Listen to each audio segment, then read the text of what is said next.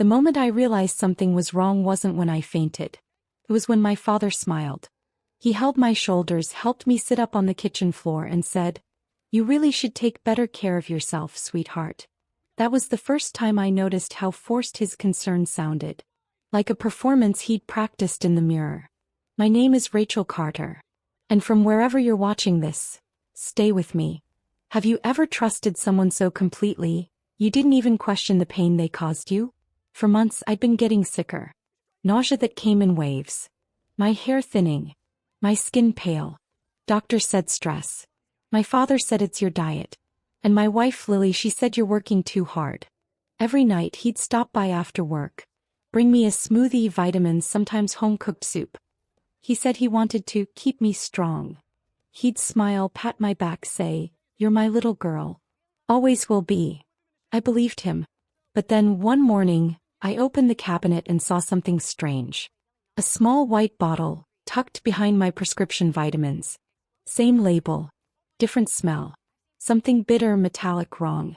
When I asked him about it later that night, his face didn't even flicker. He said, "Those are just supplements. You know, to help with fertility." Fertility. Lily and I had been trying for over a year. My father knew that. He was the only one who encouraged us to keep faith. The irony burned in my throat. And yet, I kept taking the pills. Because I trusted him. Because he was my father. Until the night I saw him refill the bottle himself. In the garage. With gloves on. The smell hit me before the truth did. Bleach. Ammonia. Something I couldn't even name. He didn't see me standing there. Not yet. But when I did step forward, his hand froze mid-pour. Our eyes met. He didn't look guilty. He looked relieved. Like the game was finally over. And all he said was, "You were never supposed to find out." That's when I realized the poison wasn't just in the pills. It was in the way he looked at me. The way he'd always controlled me. The way I let him. And that night I made a promise. I would not confront him yet. Not until I knew why. Not until I made him feel it. Because sometimes, revenge needs time to ripen. For the next 2 weeks I didn't sleep. Every sound in the house felt amplified. The hum of the fridge, the creak of the stairs, the echo of my heartbeat. Lily thought I was spiraling again. Maybe I was. But this time it wasn't anxiety. It was awareness. I started collecting evidence, quietly, methodically. Every morning before taking my vitamins, I slipped them into a plastic bag instead. I labeled them, dated them, and hid them in the hollow of an old photo frame.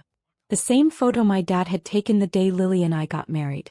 He was smiling in it, too wide, too proud, like a man trying to prove something. I brought the pills to a lab under the pretense of routine supplement testing. The woman at the counter didn't ask questions. But when she called me 2 days later, her voice shook. "Ma'am, these aren't supplements. They contain trace amounts of a compound used in pest control. Long-term exposure can cause organ failure and infertility." Infertility. The word hollowed me out. I sat on the kitchen floor with the report in my hands, reading it over and over until the letters blurred. Lily walked in, saw me trembling, and knelt beside me. "Rachel, what happened?" And I couldn't say it. Not yet. Not until I understood why my father would do this. So I lied. I said, "It's nothing. Just a bad lab mix-up." That night my dad came over again. Same smile. Same smoothie. Same rehearsed warmth. He said, "You look tired. Don't let Lily stress you out too much, okay? You're too soft for that." That word, soft, had always been his favorite weapon. But I smiled back, took the smoothie, and said, "Thanks, Dad. You always know what I need." Then I poured the drink down the sink the second he left. Days passed like a slow fever. My father kept visiting. Lily kept worrying. And I kept pretending, waiting, watching, planning. Until one evening, Lily found the lab report hidden in my purse. She read it before I could stop her. "Rachel, these are the pills he gave you, aren't they?" Her voice cracked, not with anger but disbelief. Like she couldn't reconcile the man who walked her down the aisle with the one who wanted to end our family before it began. I nodded. And just like that, her heartbreak twisted into fury. "We have to tell someone. Call the police. Tell your mom." But I couldn't, because my father had already prepared for that.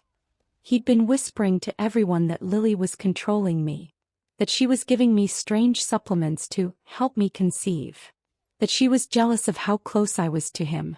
It wasn't just poisoning, it was erasure. He was rewriting the story page by page until I was the unstable daughter and Lily was the villain.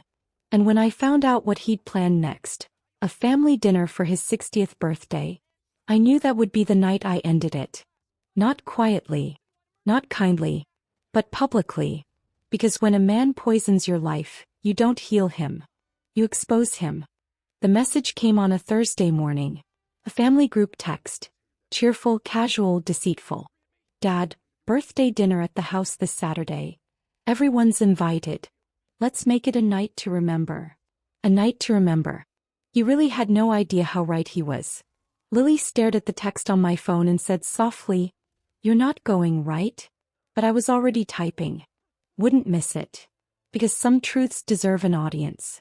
Over the next few days I moved like a ghost through my life. Quiet, focused, deliberate. I printed the lab results. I gathered old texts, photos, receipts, timestamps. Every lie he told, every care package he brought. Each one a weapon now. The house felt colder every time I looked at it. The same walls that once felt like home now felt like evidence. I kept thinking about the first time he gave me those pills, saying, "It's just to help your body adjust, honey. You'll thank me later." Later. That word had haunted me for months. Now it was finally here. The night before the dinner, Lily tried one last time to stop me. She said, "Rachel, this could backfire. He's manipulative. You know what he's capable of." I looked her straight in the eyes. "That's why I need to do it. Because if I stay quiet, he wins." She didn't argue after that. She just held my hand and whispered, "Then make sure they believe you." Saturday came draped in tension. The Carter family home, white columns, trimmed hedges, perfect symmetry, looked like a painting. But I'd learned paintings can hide blood under the varnish. Inside, the air smelled of perfume and roast beef. Laughter filled the living room. People hugged, took photos, toasted with wine glasses. And then there was my father, standing by the fireplace, a glass of red in hand, playing host like the proud patriarch. When he saw me, his face lit up. "There she is. My girl." He hugged me, his cologne choking me with familiarity. I smiled for the cameras. I let the mask fit. But as he turned away, I noticed it. On the counter behind him, a familiar white bottle. The same brand. Same label. Like a trophy he couldn't resist displaying. I almost laughed. Dinner began. He made a speech thanking everyone for being there for family. His words dripped with irony. Then casually he turned toward me. "And to my daughter Rachel, who's been having a rough year. We're all praying she gets healthy again. Right, sweetheart?" Every eye turned to me. He smiled that same careful smile. The one he used every time he lied. I felt the tremor in my hand before I felt the fire in my chest. But instead of speaking, I reached into my purse and touched the cold edge of the evidence folder inside. Not yet. Not here. Not until everyone was watching. The night wasn't over. The performance had just begun. Because when a man builds a life on lies, you don't interrupt the show. You wait until the applause dies down. And then you burn the stage. The clinking of silverware was almost hypnotic. Knives against porcelain, laughter layered over small talk. All of it masking the sickness that hummed under my skin. Across the table, my father basked in attention. He told old stories, exaggerated his triumphs, and smiled like he owned the room. He always had. But I watched him closely this time. The way his eyes darted whenever someone mentioned me or Lily. The way he'd reach for his glass before anyone finished their sentence. He was nervous. And that meant I was getting close. My mom sat beside him, quiet as ever. She laughed when he laughed, poured when he gestured. I used to think she didn't see what he was. But now I knew better. She'd just learned to survive him. "Rachel," my father said suddenly, his voice loud enough for everyone to hear. "You've been quiet tonight. You okay? Lily taking care of you." Everyone turned. It was a trap, I could hear it in his tone. He wanted me defensive. He wanted control. I smiled. "I'm fine, Dad." Actually, I've been feeling a lot better lately. He nodded, pretending to care. That's good. Guess all that advice finally paid off. Then, like it was casual conversation, he added, maybe lay off those supplements Lily gave you. I told you she was overdoing it. Laughter. A few sympathetic nods. And just like that, the poison was no longer in the pills. It was in the room. Lily froze beside me, her fork midair. Her eyes met mine, wide, hurt, scared. And my father, he sipped his wine and smirked. I'm just saying we all want the best for Rachel. Sometimes love can look a little controlling. That was it. That was the line that snapped something deep inside me. For months he'd been poisoning me slowly. Now he was poisoning her name in front of everyone. I felt my pulse hammering, my breath coming fast. But my voice stayed calm. Too calm. You're right, Dad. Love can look controlling. He smiled, he thought I was agreeing. I reached into my purse and laid a folded document beside my plate. That's why I wanted to show you something. He glanced at it, annoyed. Can it wait, Rachel? We're in the middle of dinner. No, I said softly. It can't. The table fell silent. I unfolded the paper and slid it across to him. The lab report. For a moment, the only sound was the faint crinkle of paper as he picked it up. What's this? He said. That's what you've been giving me for months, I said. In those little white bottles. Remember? A hush fell over the room. He looked down, scanned the words, and his face went pale. Then he laughed. Rachel, this is insane. Are you really doing this? You think I poisoned you? I don't think, Dad. I leaned forward. I know. He looked around the table, his audience, desperate for an ally. You see what Lily's done to her? This is exactly what I was worried about. She's turned my daughter against her own family. That's when I stood up. My hands were shaking, but my voice didn't waver. You poisoned me to stop me from having kids. You couldn't stand the idea of me starting a family without your approval. You wanted control, over my body, over my life. A few gasps. Someone whispered, "Oh my God." He slammed his hand on the table. You're out of your mind. I stared at him, unblinking. Then why don't you tell everyone what's in those pills you keep in the kitchen cabinet? He froze. Just for a second, but it was enough. Enough for everyone to see it. My mother's face drained of color. My brother looked from him to me, eyes wide with confusion. And my father. He smiled again, but this time it cracked. If you really believe that, Rachel, then prove it. Why would? Not here. Not yet. Because the real proof wasn't in paper or words. It was in the pills. And I'd brought them with me. For a long second no one breathed. The only sound was the faint hum of the chandelier above us. Like even the house knew something sacred was cracking open. My father leaned back in his chair, voice soft and steady. Rachel, sweetheart, you've been under a lot of stress. You're not thinking clearly. Let's sit down and talk about this privately. He was switching tactics now, charm laced with threat. The same tone he used when I was little and caught him lying about where he'd been. The same voice that once convinced me I'd imagined everything. But this time I didn't sit down.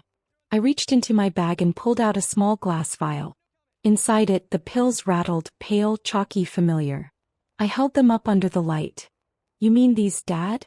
The sound of them hitting the table when I set them down echoed louder than any shout could. You remember giving me these, right? Every week. You said they were vitamins. You said you wanted to help. His jaw tightened. This is ridiculous. Anyone could have. Don't. My voice came out sharper than I intended. Don't you dare gaslight me again. I slid another paper across the table, a photo. A grainy image of him in the garage, wearing gloves, refilling the bottle. My hands had been shaking when I took it, but it was clear enough. My brother whispered, Dad, what the hell is that? My father didn't answer. He just laughed, a dry, hollow sound. You're really gonna destroy this family over some cheap vitamins and a bad picture? You think anyone's gonna believe that? And that's when my mother spoke for the first time. Her voice was trembling, but it cut through the noise like glass. She's telling the truth. Every head turned. My father's smile faltered. What are you talking about? She swallowed hard, eyes glistening. I saw you mixing something months ago. I asked what it was. You said it was medication for Rachel's hormones. But you wouldn't tell me where you got it." He slammed his hand against the table. "You don't know what you're talking about." "I know exactly what I saw," she whispered. The air split open. Wine spilled. Someone's fork clattered to the floor. And suddenly, all the practiced calm on my father's face vanished. He stood up, chest heaving, eyes burning holes into me. "You're ungrateful. Both of you. I was protecting you." "From what?" I said. "From being happy. From having a life you couldn't control." He pointed at me, trembling. "You don't deserve kids. You don't know how to take care of yourself. You'd ruin everything." And there it was, the truth, raw and venomous. He wasn't protecting me. He was preserving his power. I took a step closer, my voice breaking but steady. "You spent your life making me small so you could feel big. You called it love, but it was fear. And tonight, everyone finally sees it."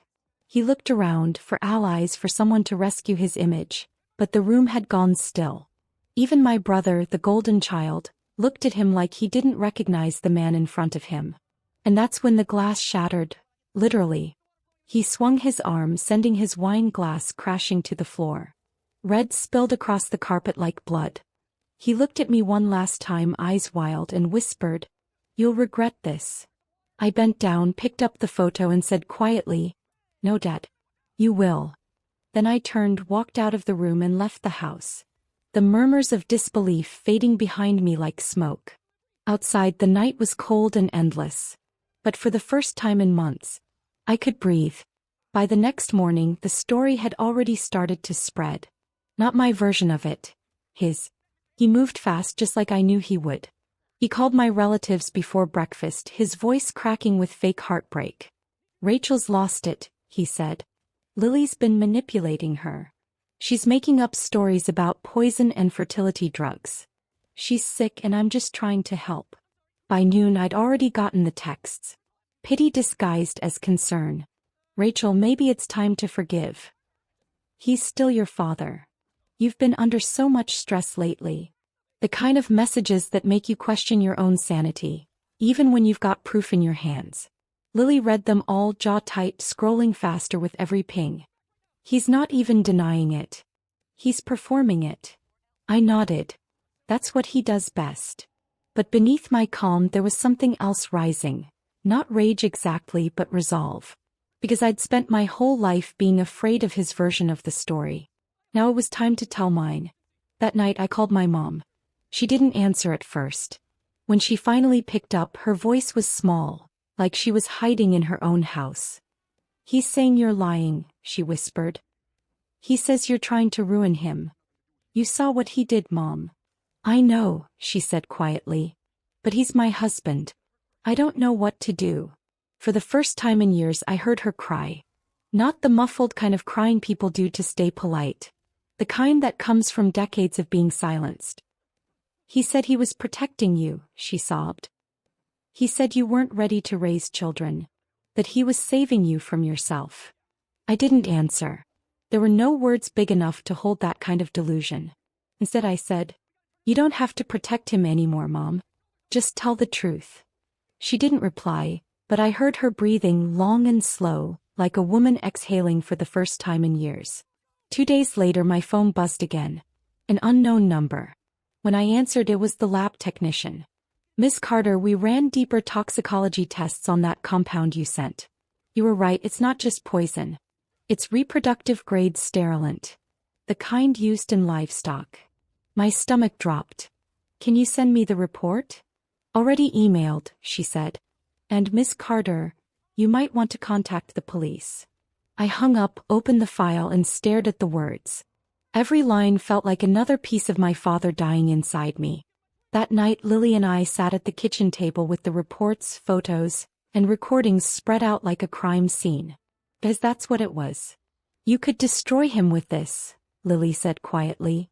I looked at her, at the woman who stood beside me through everything, who had been blamed for my father's sins. "No," I said. "He destroyed himself. I'm just going to let everyone watch." She smiled faintly. "How?" I opened my laptop. On the screen, a Facebook event reminder. My father's company's 40th anniversary gala. Dozens of local families, press, colleagues, all his followers, all his believers. He loves a crowd, I whispered. So I'll give him one. Because sometimes justice doesn't happen in a courtroom.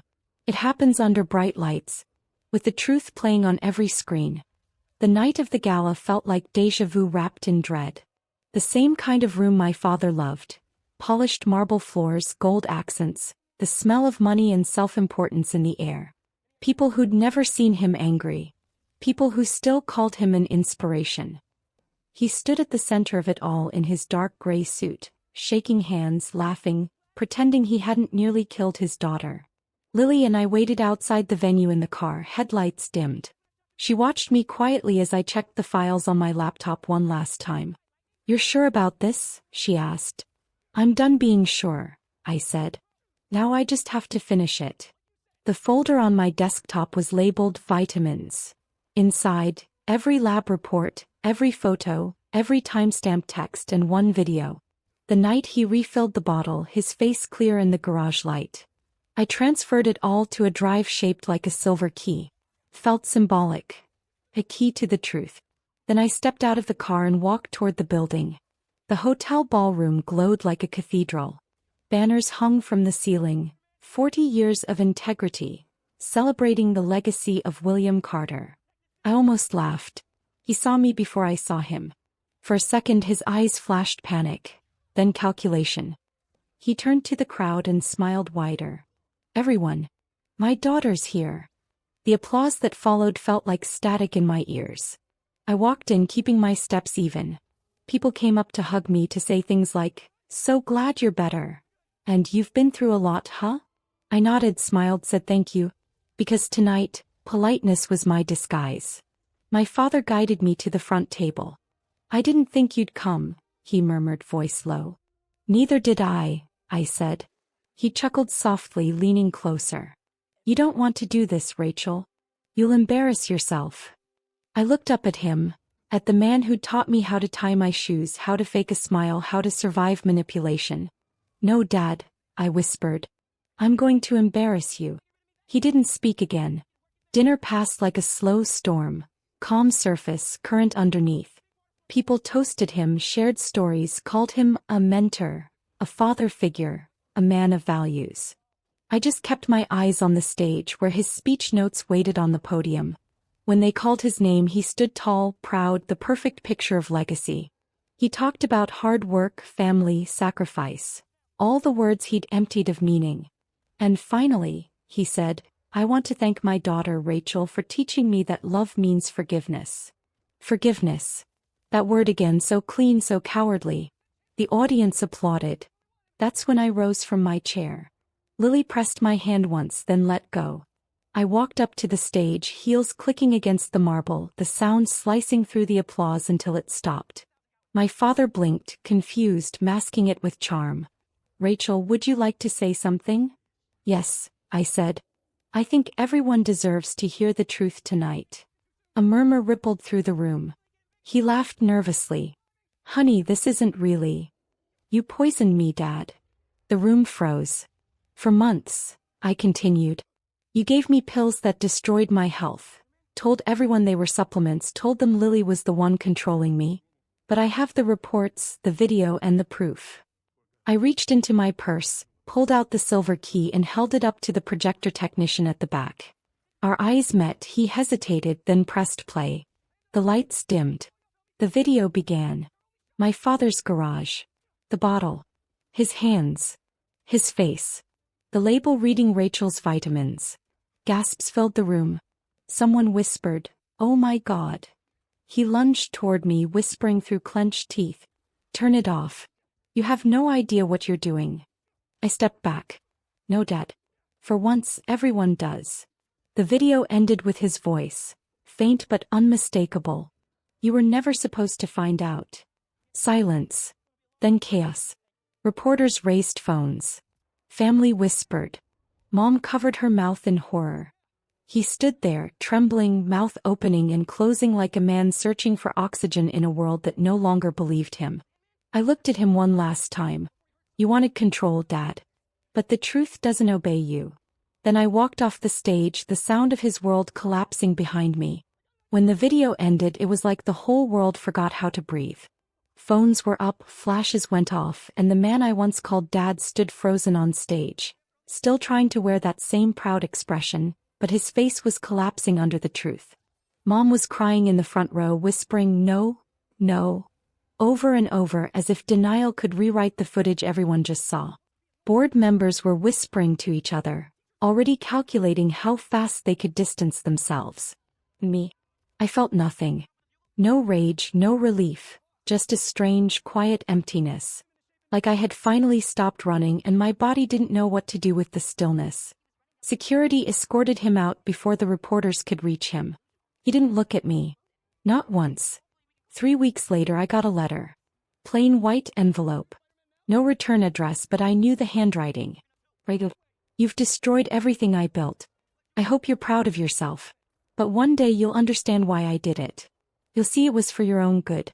I folded it carefully and dropped it in the trash without reading the rest. For my own good. The last song of a broken record.